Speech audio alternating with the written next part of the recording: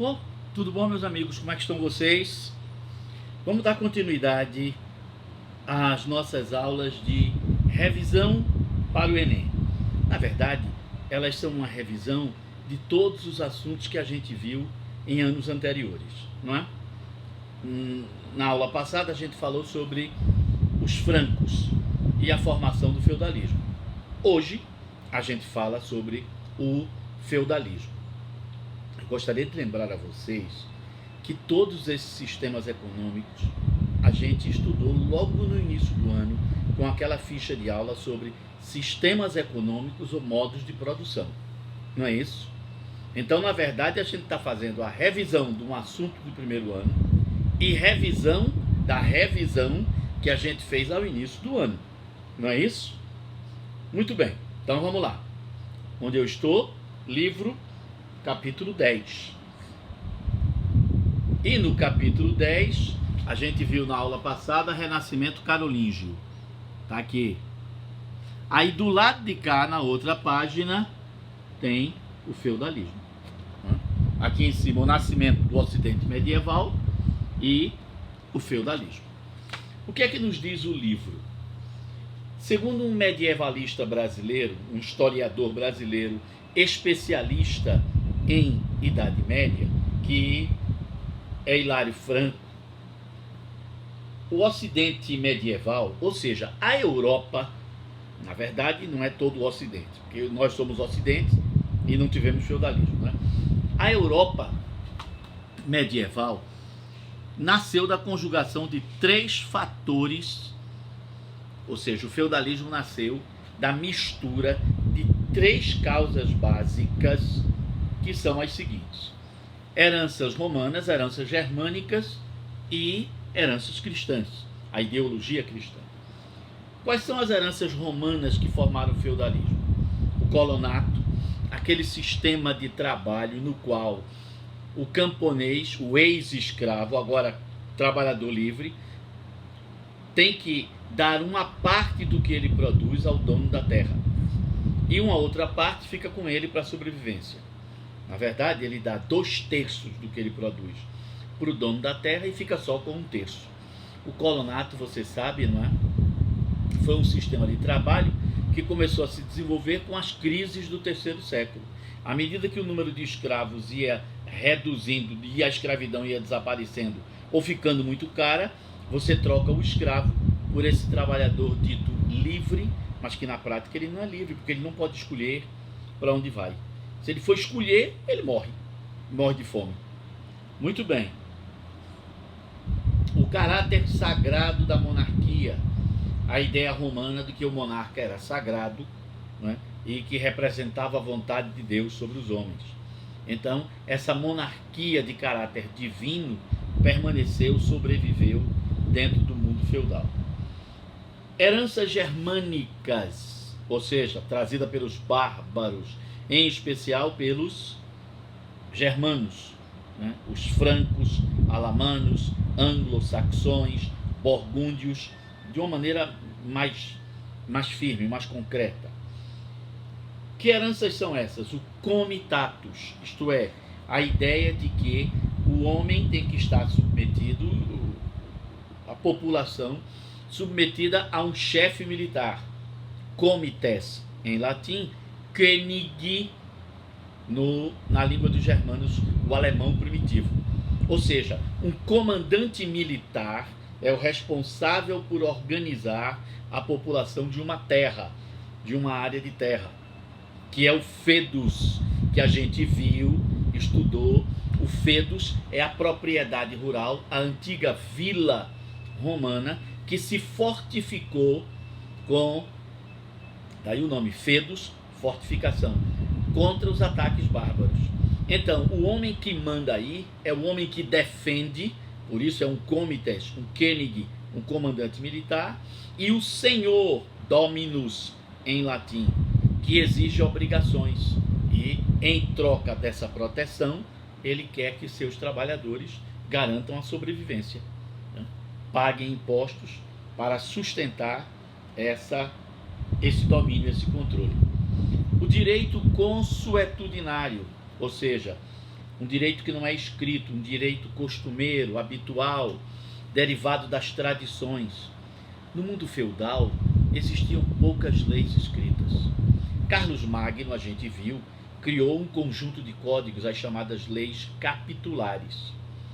Mas quando Carlos Magno morreu, os seus sucessores, o filho Luís o Piedoso e os netos de Carlos Magno, não é, terminaram dando aos senhores nobres, senhores feudais, duques, marqueses, condes, o direito de gerenciar a sua propriedade, as suas terras, com as leis tradicionais, ou seja, as capitulares, os códigos de Carlos Magno, perderam o valor.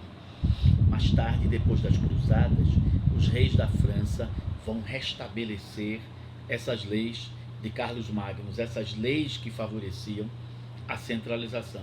Vão usar também o direito romano, mas isso é outro assunto. Ou seja, o que a gente está vendo é que as leis que garantiam o poder central de um rei foram embora, né?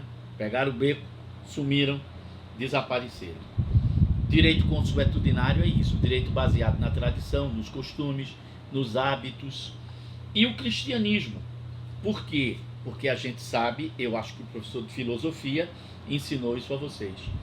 Os primeiros padres da igreja, a chamada filosofia patrística, diz que o poder de um governante provém de Deus.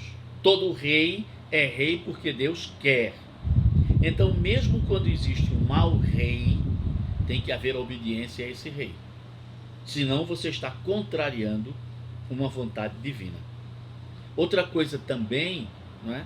O cristianismo, através de Santo Agostinho, com a cidade de Deus, diz que a cidade dos homens, civitas hominis, civitas Dei, a cidade de Deus, o céu, o paraíso, civitas hominis, o estado aqui do planeta Terra, não é? O país, o governo dos reis. A civitas hominis deve procurar imitar a perfeição da civitas Dei, da cidade de Deus, a cidade divina. E como é a cidade divina? Deus, anjos santos, não é? E apóstolos, os pregadores, os mártires. Há uma hierarquia. Aqui na Terra deve haver uma hierarquia. Aqueles que rezam, oratores, orandi, aqueles que lutam, os anjos, a nobreza feudal, lutandi, né, delatores, e aqueles que trabalham, os santos, os pregadores.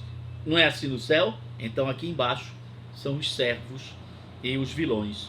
Vilões são os artesãos e os que se dedicam ao comércio. Está vendo? Então Santo Agostinho, sem querer, ele já montou a sociedade estamental, nessa tentativa de criar essa sociedade hierarquizada. E essa ideia de Santo Agostinho vai embasando ao longo dos séculos, ao longo de 400 anos, a ideia de uma sociedade dividida dessa forma. Pronto. Então você vê que o feudalismo não nasceu pronto, não é? Ele vai evoluindo devagar, vai se formando devagar, até que chega um momento, que é o século IX, né? A partir de 853, o Tratado de Verdun, que divide a França, o Reino Carolíngio, em 3 pedaços, que o feudalismo se consolida como uma instituição econômica, social, política e ideológica. E a igreja, como tinha terras, dentro dessa estrutura feudal, ela tem um enorme poder. Porque na ideologia do feudalismo, quem tem terra manda, quem não tem terra obedece. Então a igreja manda mais porque tem mais terras. Muito bem, vamos ver mais adiante o feudalismo. A partir daqui, o feudalismo. Aí fala-se de Carlos Magno doando terras à nobreza, os chamados feudos, não é? Que em latim significa terra fortificada. No alemão, Feld significava bem, no sentido de riqueza, de importância. E para os germanos, qual era o bem mais importante? Qual era a riqueza mais importante? A terra. porque você tinha uma sociedade, não é, de criadores de gado e de agricultores. Então a riqueza maior só pode ser a terra. Muito bem, o feudo não era necessariamente um bem imóvel, podia ser também um direito, né? Então, por exemplo, eu tinha direito de cobrar impostos a uma determinada região, isso era também chamado de feudo. Outros autores dizem que o nome não seria esse, né? Esse tipo de privilégio teria um outro nome, era chamado de beneplácito. Então, quando eu tinha o direito de cobrar imposto numa estrada, numa ponte, não é? Imposto sobre atividades de comércio, trocas, isso não era feudo, isso era beneplácito. Aqui no livro diz que isso era feudo. No vestibular, ninguém pergunta sobre isso. No vestibular, feudo, normalmente, em 99% dos casos, quando a questão fala de feudo, fala de uma propriedade rural, terra.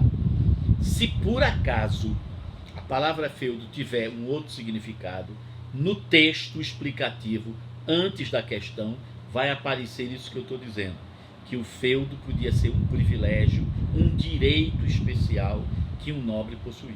Entendido? Portanto, nem tenha medo. Na sua cabeça, feudo é terra. Muito bem, seguindo. Com a morte de Carlos Magno, diz o texto, né, os vassalos, os descendentes da nobreza que serviu a Carlos Magno, ao filho de Carlos Magno e aos netos de Carlos Magno, terminaram tendo direitos, privilégios que antes não existiam. O feudo, que antes era uma doação do rei, passou a ser hereditário. Ou seja, o senhor feudal passava seus direitos, seus privilégios para os seus descendentes. E o rei tinha que respeitar isso daí. Não era mais o rei que dava. Ele agora, o rei, tinha que respeitar essa tradição hereditária dos privilégios, né? Então, e o que mantinha essa nobreza ligada ao soberano? Eram os laços de lealdade, os laços de fidelidade. Isso era importante no feudalismo, né? A palavra empenhada, a palavra de honra. Porque como não havia contratos escritos, valia a tradição. Então, numa cerimônia especial, por exemplo, um duque ia conceder ao conde um pedaço de terra. O duque era o suzerano, aquele que concede o privilégio. E o conde passa a ser vassalo do duque. Vassalo é quem recebe o privilégio. Isso não era feito por um contrato escrito. Claro que muitos pediam à igreja, né, aos padres da igreja, para redigir um contrato. Mas era numa cerimônia pública, geralmente dentro de uma igreja, que o duque, sentado numa cadeira especial, recebia o conde e dizia publicamente a outros nobres: eu estou concedendo ao conde fulano de tal uma propriedade que se situa assim, assim, assim, de tal e tal tamanho, que tem um castelo, não tem castelo nenhum, que tem uma floresta, que tem rios. Isso era dito publicamente. E o conde, então, se ajoelhava diante do duque e colocava as mãos postas dentro das duas mãos do duque. Então as mãos se fechavam e o conde solenemente prometia que todas as vezes que o duque precisasse do apoio dele para uma guerra, para uma defesa, qualquer coisa, o conde estaria lá para fazê-lo. O duque, por sua vez, prometia também que, caso o conde precisasse de ajuda militar, ele, o duque, daria. Precisasse de apoio contra uma revolta de servos, ele, o duque, daria. Então havia relações de obrigações, de direitos e deveres. Não era só o vassalo que tinha a obrigação. O suzerano também tinha a obrigação. E tinha direitos de exigir do vassalo, né, essas obrigações. Como o vassalo tinha o direito de exigir as obrigações que faziam parte das relações feudais. Então era um mundo complicado, porque, por exemplo, esse conde podia dar um pedaço da terra que recebeu a um marquês. E aí o marquês era vassalo do conde, o conde era vassalo do duque. O marquês, por sua vez, podia dar um pedaço de terra a um barão. O barão era vassalo do marquês, o marquês vassalo do conde, o conde vassalo do duque. Teoricamente, todo mundo era vassalo do rei. Mas na prática, como nem sempre os reis tinham a maior quantidade de terras, era só a tradição que me fazia respeitar o rei. Só a tradição. O rei, na prática, nessa estrutura, não tinha grande força. Não é? Então, essas relações de suzerania e vassalagem eram relações entre nobres. E aqui, ó, aquela cerimônia que eu descrevi, tá vendo? O vassalo, não é? Ajoelhado, pondo as mãos nas mãos do seu suzerano. Tá vendo? A cerimônia de enfeudação ou de vassalamento. E aqui se fala desse juramento, não é? Prometo por minha fé, a partir deste instante, fiel ao conde Guilherme, e aguardar-lhe contra todos e inteiramente a minha homenagem de boa fé e sem engano. É parte do juramento que era feito. Aí, a partir desse juramento, quais eram as obrigações que o vassalo tinha e o suzerano tinha também. Tinha obrigações e tinha direitos. Aí se descreve isso daí que você já estudou em anos passados e que, acredito, algumas vezes sabe de cor, não é? Aí vem a sociedade feudal no pé desta página. E aí se fala a divisão da sociedade.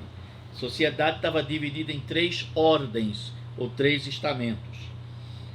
Os que oram, o clero, os que lutam, a nobreza feudal, e os que trabalham, servos, vilões, e o livro fala escravos. Mas eu vou lembrar a você que a quantidade de escravos no mundo feudal era muitíssimo reduzida. Inclusive, em muitos lugares nem existia escravidão, mas só em regiões como na Península Ibérica, no sul da Península Ibérica, por conta da presença dos muçulmanos, havia escravos. No sul da Itália havia escravos. Em Bizâncio havia escravos. Mas da Europa Central para cima, escravidão não tinha sentido, porque você tinha o camponês para explorar.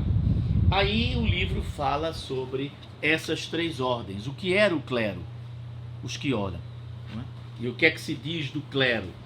O clero é formado, o clero cristão, era formado pelo Papa, que é o bispo de Roma, e que, como você sabe, nem sempre o Papa teve o poder, o controle total sobre bispos e arcebispos, não é?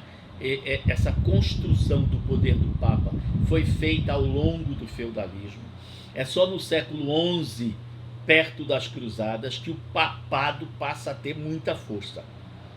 Mas, durante muito tempo, né, os primeiros 500 anos do feudalismo, o papado não tinha assim, não era essa Brastemp toda. Né? O Papa não tinha todo esse poder. É a partir do século XI que o papado passa a ter um grande poder. Papa, os cardeais nem sempre existiram. Os cardeais são uma criação do século XI. Foi o Papa Gregório VII que criou um grupo de bispos especiais que teriam o direito de eleger o futuro Papa. A palavra cardeal vem do latim cardinal, que quer dizer avermelhado. É que esses bispos que iriam eleger o Papa vestiam uma roupa especial vermelha. Lembre que o vermelho sempre foi uma cor de nobreza. Entre os romanos, os magistrados mais importantes usavam uma barra vermelha nas túnicas que vestiam. Né? O vermelho era o símbolo da justiça, do poder legislativo e do poder judiciário. Então os cardeais vestiam o vermelho para se diferenciar dos outros bispos. E os cardeais passaram a eleger, eram bispos que elegiam os outros papas. Infelizmente o negócio virou bagunça. Muitos papas terminaram nomeando gente da sua própria família, que nem padre eram para ser cardeais. Ou seja, teoricamente os cardeais tinham que ser bispos, Mas na prática, muitos cardeais não eram nem padres. Alguns eram sobrinhos do Papa. Em latim, nepotes. Aí surgiu a palavra nepotismo. Significa favorecer um parente. Ao pé da letra, favorecer um sobrinho, alguém que faz parte da sua família. Essa imoralidade, corrupção na igreja, infelizmente, vai acompanhar o papado também após as cruzadas, e até a reforma protestante, a gente sabe disso. Então, papas, cardeais, arcebispos. Arcebispo é aquele bispo que governa mais de uma diocese, ou uma diocese formada por várias cidades. Por exemplo, a gente diz que aqui, em Pernambuco, no litoral, você tem a arquidiocese de Olinda e Recife, que na verdade não é só Olinda e Recife. O bispo de Olinda e Recife é também arcebispo, na verdade, de Paulista, Abreu e Lima, Goiânia, de Jaboatão do Cabo, de Tamandaré, de São José da Coroa Grande, de Ipojuca, de Araçoiaba, de Igaraçu. Por isso é que isso é um arcebispado, porque é formado por várias dioceses, várias cidades, vários municípios. O bispo era o chefe de um município somente. O arcebispo, quando tem mais de um. Muito bem, seguindo. Bispos abades são os chefes dos mosteiros. São os superiores, quem governa um mosteiro. E o que é um mosteiro? É uma propriedade rural que tem uma sede de pedra, como uma fortificação, onde os monges são os membros do clero que trabalham dentro de um mosteiro. Se dedicam geralmente às atividades agrícolas, à criação de animais, ao artesanato, a um pequeno comércio e também às atividades intelectuais. Monges eram copistas, eram filósofos, eram professores. Com o passar do tempo, alguns mosteiros enriqueceram. E aí os monges deixaram de trabalhar no pesado, de plantar a terra, de criar gado, e passaram somente às atividades intelectuais. Todo mosteiro é composto por vários monges e um monge que é eleito, que se torna o abade. Geralmente é um monge mais velho, um monge mais experiente, geralmente um monge que é um erudito, que tem uma formação intelectual superior. Muito bem. Abades, monges. No livro tem a explicação do que é abade, do que é monge. E os padres em geral, presbíteros ou párocos, aqueles padres que tinham uma paróquia no bairro de uma cidade. Os párocos, ou presbíteros, dependem de um bispo. O bispo depende diretamente do Papa, seja ele cardeal ou não. Seguindo, os que guerreiam, nobreza feudal. Aí se fala dessa nobreza. A nobreza vive principalmente da guerra, de fazer a guerra. De início, os senhores feudais guerreavam entre si, mas a igreja começou a criar leis para limitar essas guerras entre nobres cristãos. E aí era preciso arranjar um inimigo. Na Península Ibérica, os muçulmanos eram excelentes inimigos. No Mar Mediterrâneo, também. Os normandos passaram a ser inimigos. Então a igreja vai empurrando essa nobreza, que antes brigava entre si, a partir do século IX, para brigar contra aqueles que não são cristãos. Nossos inimigos são os infiéis, aqueles que não foram batizados e que não são cristãos. Mais tarde, com as cruzadas, o inimigo são os turcos seljúcidas, depois os turcos otomanos, depois os protestantes. Tá vendo? Sempre se arranjava um inimigo do cristianismo. Quem? Os judeus. Os judeus sempre foram considerados o povo que matou Jesus e que sempre, vez por outra, tinha uma perseguição. Infelizmente, o antissemitismo muitas vezes foi alimentado pela própria igreja. Uma vergonha. Jesus era judeu. Maria, mãe de Jesus, era judeu. José, o homem que cuidou de Jesus como um pai, era judeu. Os apóstolos, os 12 apóstolos, eram judeus. Por que odiar os judeus? Paulo era judeu de nascimento, ainda que um judeu romanizado, mas era judeu. Está vendo? Não há razão. Jesus nunca amaldiçoou os judeus dizendo que eles deviam ser perseguidos. Por que é que os cristãos seriam contra os judeus? É algo simplesmente ininteligível, inexplicável, injusto, imperdoável. Muito bem, seguindo, os nobres, portanto, terminavam aumentando suas riquezas através da guerra. A guerra era uma fonte de conseguir riqueza. E agora a peãozada, os que trabalham, né? Tá aqui. Os que trabalham. Aí vai se falar dos servos, dos vilões, né? E também havia os escravizados. Vai se falar, não é, que o número de escravizados era reduzido, conforme eu coloquei. Onde ficava o maior número de escravizados, né? E a sociedade como sociedade estamental. Aí fala sobre a função dos servos, a função dos vilões, né? Para que é que eles serviam. Aí vem a economia feudal. A gente sabe que a base era a agricultura, né? A agricultura de subsistência e a criação de animais. Mas às vezes um feudo produzia excedentes. Um bom ano, boas chuvas, uma boa colheita, os animais se reproduziram, fizemos muito queijo, fizemos muita manteiga, fizemos muita cerveja, né? Em outras áreas tivemos muito vinho. E aí esse excedente poderia ser comerciado. Por isso havia as chamadas feiras medievais.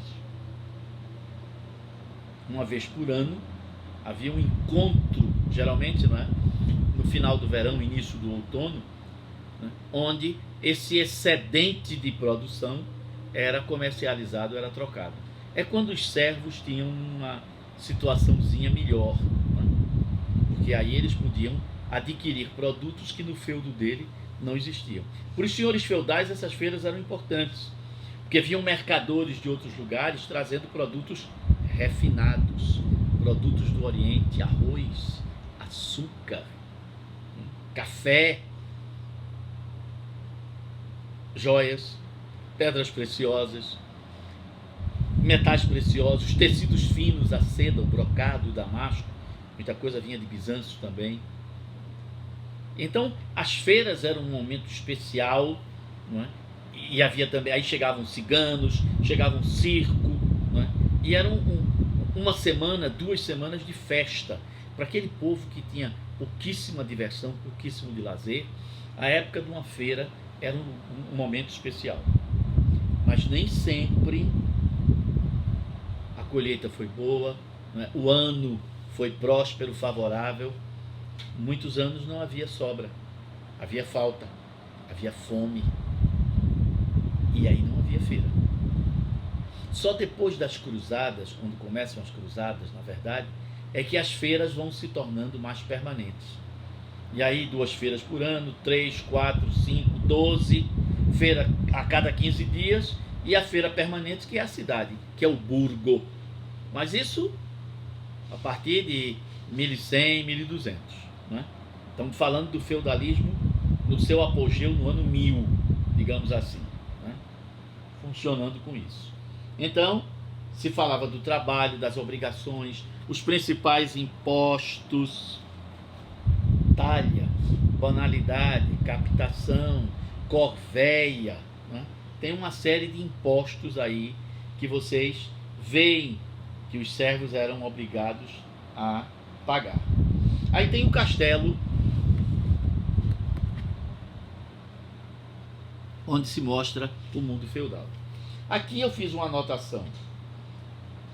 Você pula algumas páginas para ver onde está o poder da igreja no medievo. Não é? O poder da igreja. Você pula, sai de trabalhos e obrigações, aí pula a página que tem mudanças do feudalismo, revigoramento do comércio, feiras medievais, cidades medievais. Você pula 3 páginas e chega onde está escrito o poder da igreja, para você saber como é que funcionava a igreja no mundo feudal. Vamos dar algumas dicas aqui, não é? Diz que, por exemplo, não é? Os bispos de Roma ganharam dos imperadores romanos do Ocidente, já na decadência, né? Lá pelo século V, né? O privilégio de governar Roma. O bispo de Roma passa a ser também uma espécie de rei de Roma, do Império Ocidental que entrou pelo cano. É por isso que a igreja é chamada católica apostólica romana, porque a igreja vai se montar em cima da decadência do Império Romano Ocidental. Com o tempo, aí fala, não é, como os bispos de Roma enriqueceram, não é, acumulando terras, recebendo doações, cobrando impostos. Por isso que o bispo de Roma vai se tornar papa, um bispo rico que vai mandar em todos os bispos.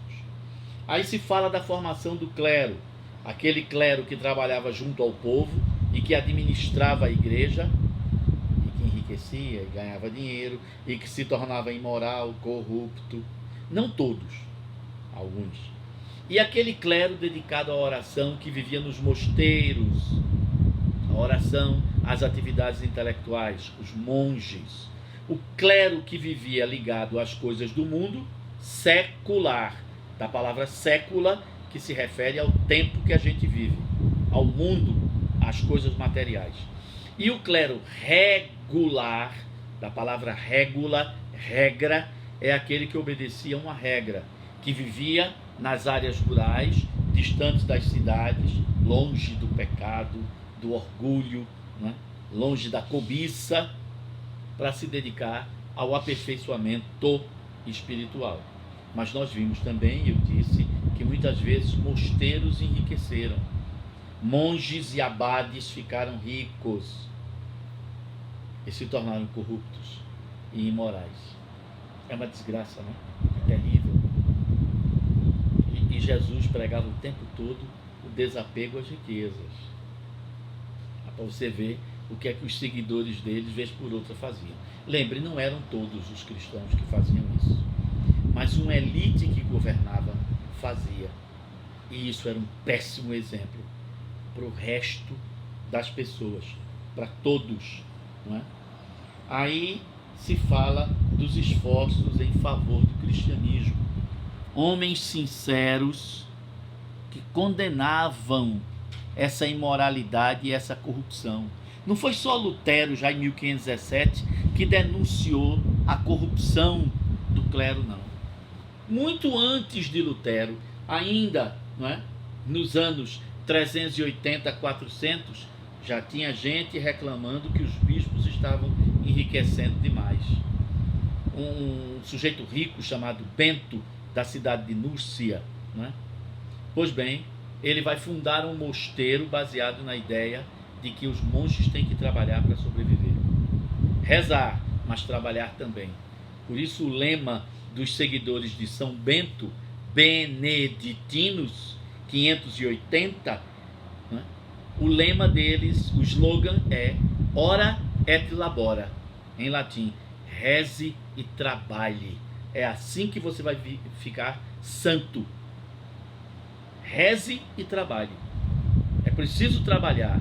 O monge não pode viver do trabalho dos outros, explorando os servos. Ele tem que trabalhar.